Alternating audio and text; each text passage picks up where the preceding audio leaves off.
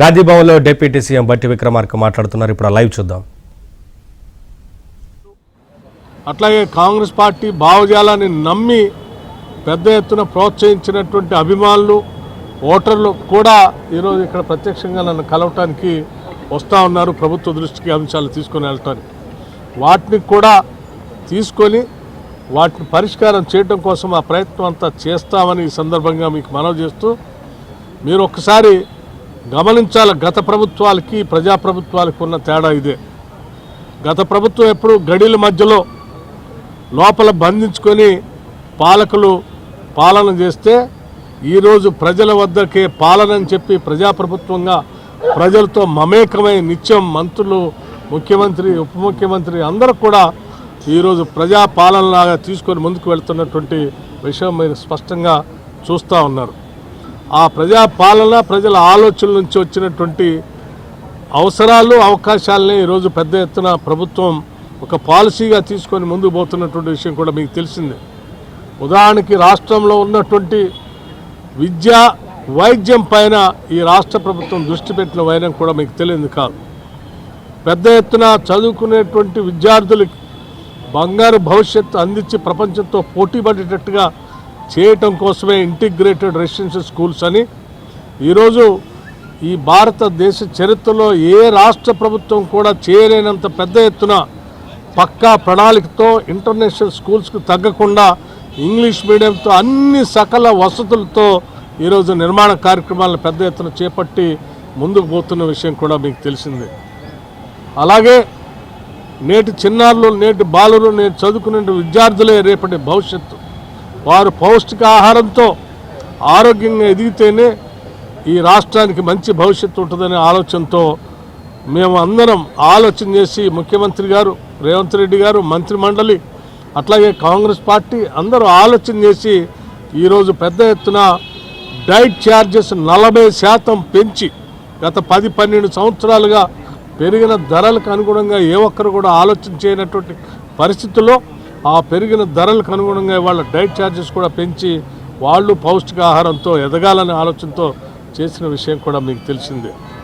అట్లాగే 200 యూనిట్లు ఉచితంగా ఇచ్చే కరెంటు కానీ, లేకపోతే ఉచితంగా బస్సు ప్రయాణం కానీ, మహిళలకి 500 రూపాయలకే గ్యాస్ సిలిండర్లు కానీ, లేకపోతే ఇళ్ళు లేని నిరుపేద ప్రజలకి 5 లక్షల రూపాయలతో ఇచ్చే ఇందిరమ్మ ఇళ్ళు కానీ, ఇత్యాది అనేక పథకాలు ఈరోజు ప్రజల కోసం చేసి ముందుకు పోతున్నటువంటి విషయం కూడా మీకు తెలియదు కాదు. ఈ రాష్ట్రం తెచ్చుకున్నదే నిరుద్యోగ యువతి యువకుల సమస్యల పరిష్కారం కోసం, వారికి ఉద్యోగ అవకాశాలు కల్పించడం కోసం. ఆనాడు కాంగ్రెస్ పార్టీ అధికారంలోకి వచ్చిన వెంటనే మేము రాష్ట్రంలో ఉన్న నిరుద్యోగ యువతి యువకులు అందరికీ ఉద్యోగాలు ఇస్తామని, పబ్లిక్ సర్వీస్ కమిషన్ ప్రక్షాళన చేస్తామని చెప్పినట్టుగానే రాగానే పబ్లిక్ సర్వీస్ కమిషన్ని ప్రక్షాళన చేయటమే కాదు, దాదాపు ఇప్పటికే 55,000 ఉద్యోగాలు రిక్రూట్మెంట్ సంబంధించిన నియామక పత్రాలు కూడా అందించిన విషయం మీకు తెలియదు కాదు. పబ్లిక్ సర్వీస్ కమిషన్లో గత 10 ఏళ్ళు ఒక్కసారి కూడా గ్రూప్ 1 పరీక్షలు నిర్వహించలేనటువంటి పరిస్థితిలో గాలికి వదిలేస్తే మేము వచ్చి కేవలం 7-8 నెలల్లోనే గ్రూప్ 1 పరీక్షను కూడా సక్రమంగా నిర్వహించి దశాబ్ద కాలం పైబడి గ్రూప్ 1 కోసం ఎదురు చూస్తున్న నిరుద్యోగ యువతి యువకులకి మంచి అవకాశం కల్పించిన విషయం కూడా మీ అందరికీ తెలిసిందే. అలాగే పబ్లిక్ సర్వీస్ కమిషన్ క్యాలెండర్ను కూడా ప్రకటించి దానికి అనుగుణంగా ఎన్ని ఇబ్బందులు సృష్టించడం కోసం ఈ ప్రశ్నాపత్రాలు లేకపోతే పరీక్ష నిర్వహించకుండా దాన్ని ఏదో రకంగా తిరకాసు పెట్టి నిరుద్యోగ యువతి యువకులకి అవకాశాలు రాకుండా ఉండేటట్టుగా చేయాల్సిన అనేక కుటిల ప్రయత్నాలు ఈ బీఆర్ఎస్ పార్టీ లాంటి వాళ్ళు చేస్తుంటే కూడా వాటిని తట్టుకొని నిలబడి వాటన్నిటిని ఎదిరించి నిరుద్యోగ యువతి యువకుల కోసం పరీక్షలు నిర్వహించి ఈరోజు విజయవంతంగా మనం చేస్తున్న విషయం కూడా మీకు తెలిసింది. ఇవన్నీ ప్రజల విజయంగా ప్రభుత్వం మీరు ఏర్పాటు చేసుకున్న ప్రజాప్రభుత్వం మన అవసరాలని తీర్చిదిద్దుతూ ప్రజల విజయంగా ముందుకు పోతున్నటువంటి సందర్భంలో ఈరోజు రాష్ట్ర ప్రభుత్వం సంవత్సర కాలం పూర్తి చేసుకున్నటువంటి సందర్భంగా చేస్తున్న కార్యకలాపాల్లో కూడా మేము ఎప్పటివరకు చేసినటువంటి అంశాలని, భవిష్యత్తులో చేయాలనుకునేటువంటి అంశాలను కూడా చాలా స్పష్టంగా చెప్తూ ముందుకు పోతూ ఉన్నాం. ఉదాహరణకి రాష్ట్రంలో సగభాగం జనాభా ఉన్నటువంటి మహిళలను దృష్టిలో పెట్టుకొని మేము మహాలక్ష్మి అని చెప్పి ఒక పథకాన్ని ప్రవేశపెట్టే కాకుండా ఈ రాష్ట్రంలో ఉన్న మహిళలందరూ కూడా ఆర్థికంగా నిలదొక్కుని పైకి వస్తే వాళ్ళ ద్వారానే ఈ కుటుంబాలు నిలదొక్కుంటాయని, తద్వారా తెలంగాణ సమాజం నిలదొక్కుంటుందని ఆలోచనతో సంవత్సరానికి 20 నుంచి 25 వేల కోట్ల రూపాయలు వడ్డీ లేని రుణాలు ఇప్పించాలని, ఒక 5 ఏళ్లలో 1,00,000 కోట్ల రూపాయలు వాళ్ళకి ఇప్పించాలని, కేవలం రుణాలు ఇప్పించడమే కాకుండా ఆ వడ్డీకి సంబంధించి రాష్ట్ర ప్రభుత్వమే వడ్డీ కట్టేటట్టుగా తీసుకున్న రుణాలతో వాళ్ళు పారిశ్రామికవేత్తలుగా ఎదగటానికి కావాల్సిన వ్యవస్థలు కూడా రాష్ట్ర ప్రభుత్వం ఏర్పాటు చేసే దిశలో ముందు పోతున్న విషయం కూడా మీకు తెలిసిందే. దేశంలో పరిశ్రమలన్నా, ఎనర్జీ అన్నా, లేకపోతే విద్యుత్ ఉత్పత్తి అన్నా అదానీ అంబానీ లాంటి వాళ్ళే గుర్తుకొస్తారు.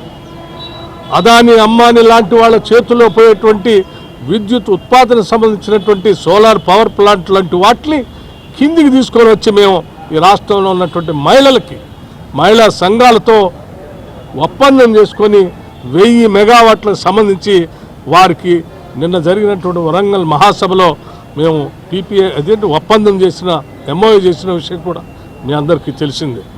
దాదాపు ఇంకా పెద్ద ఎత్తున అవసరమైతే ఆర్టీసీ బస్సులు కొనుగోలు కూడా సెల్ఫ్ హెల్ప్ గ్రూప్స్ ద్వారా కొనుగోలు చేపించి ఆ బస్సుల్ని ఆర్టీసీకే పెట్టి మళ్ళీ ఆర్టీసీ ద్వారా టికెట్ల ద్వారా వచ్చే ఆదాయం వాళ్ళకి వచ్చేటట్టుగా చేసే విధంగా రకరకాల చిన్న సూక్ష్మ పరిశ్రమలన్నింటినీ కూడా ఐడెంటిఫై చేసి మహిళా సంఘాలతో పారిశ్రామికవేత్తలుగా మార్చి 1 కోటి మంది మహిళల్ని కోటీశ్వరులుగా చేసేటువంటి ఒక బృహత్తరమైన కార్యక్రమానికి ఈరోజు ప్రజల ప్రభుత్వం మనందరి ప్రభుత్వం ఆలోచన చేసి ముందుకు పోతున్న విషయం కూడా మీ అందరికీ తెలిసిందే.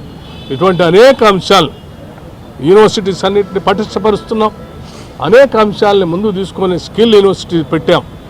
అట్లాగే అద్భుతమైన ఇంటర్నేషనల్ స్టాండర్డ్ ఉన్నటువంటి ఒక స్పోర్ట్స్ యూనివర్సిటీని పెడతా ఉన్నాం. దాదాపు మూలన పడిపోయి ఉన్నటువంటి 65 ఐటీఐల్ని అడ్వాన్స్డ్ టెక్నాలజీ సెంటర్స్గా మార్చి ఇప్పుడున్నటువంటి పరిశ్రమల అవసరాలకు అనుగుణంగా వాళ్ళందరికీ తర్ఫీదు ఇచ్చి లేటెస్ట్ టెక్నాలజీ మిషనరీలో తర్ఫీదులు ఇచ్చి ఉద్యోగ అవకాశాలు కల్పించే విధంగా ప్రయత్నాలు చేస్తూ ముందుకు పోతున్నటువంటి ఈ తరుణంలో ప్రజలందరికీ ఒకటే విజ్ఞప్తి చేస్తూ ఉన్నాం. ఈ ప్రభుత్వం మనది, ప్రజల ప్రభుత్వం, పేదల బడుగు బలహీన వర్గాల మధ్యతరగతి ప్రజలకు సంబంధించినటువంటి ప్రభుత్వం. ఈ ప్రజాస్వామ్యవాదుల ప్రభుత్వం ఇది. ఈ ప్రభుత్వం చేసే కార్యకలాపాలని ప్రజలకు అందకుండా చేయాలని, లేకపోతే ఈ ప్రజాప్రభుత్వం చేస్తున్న కులగణన లాంటి ఒక చారిత్రాత్మకమైనటువంటి నిర్ణయం ఈరోజు దేశంలోనే రాహుల్ గాంధీ గారు ఇచ్చినటువంటి పిలుపు మేరకు మొట్టమొదటిసారిగా తెలంగాణలో మనం చేస్తూ ఉన్నాం. దేశానికే తెలంగాణ మోడల్గా భవిష్యత్తులో జరిగేటువంటి ఒక విప్లవాత్మకమైనటువంటి మార్పులకు ఉపయోగపడేటువంటి కులగణనని అడ్డుకోవాలని చెప్పి కొద్దిమంది దోపిడీదారులు ఇంతకాలం సమాజం మీద పడి దోపిడీ చేసుకున్నటువంటి దోపిడీదారులు దీనిపైన తప్పుడు ప్రచారం చేయాలనే ప్రయత్నం కూడా చేస్తూ ఉన్నారు. రాష్ట్రంలో ఉన్నటువంటి బడుగు బలహీన వర్గాలకు, పేద ప్రజానికానికి, లేకపోతే ప్రగతిశీల భావాలతో ఈ సమాజం ముందుకు పోవాలని కోరుకునేటువంటి వాళ్ళకి, సమసమాజ స్థాపన కావాలని కోరుకునేటువంటి వాళ్ళకి, ఈ రాష్ట్రంలో ఉన్నటువంటి వనరులు, వ్యవస్థలు, ఆస్తులు ప్రజలందరికీ పంచబడాలని కోరుకునేటువంటి వాళ్ళందరికీ నేను ఒకటే విజ్ఞప్తి చేస్తూ ఉన్నాను. ఈ కులగణనని విజయవంతం చేసేటట్టుగా మీరందరూ సహకరించవలసిందిగా కోరుతూ, తద్వారా ఈ తెలంగాణ రాష్ట్ర నిర్మాణం, ఈ సమాజ నిర్మాణం భూస్వామ్య ఫ్యూడల్ వ్యవస్థ నుంచి బయటికి తీసుకొని వచ్చి ప్రగతిశీల భావాలతో కూడినటువంటి సమసమాజ స్థాపన కోసం పునాదులు వేసుకుందామని చెప్పి ఈ సందర్భంగా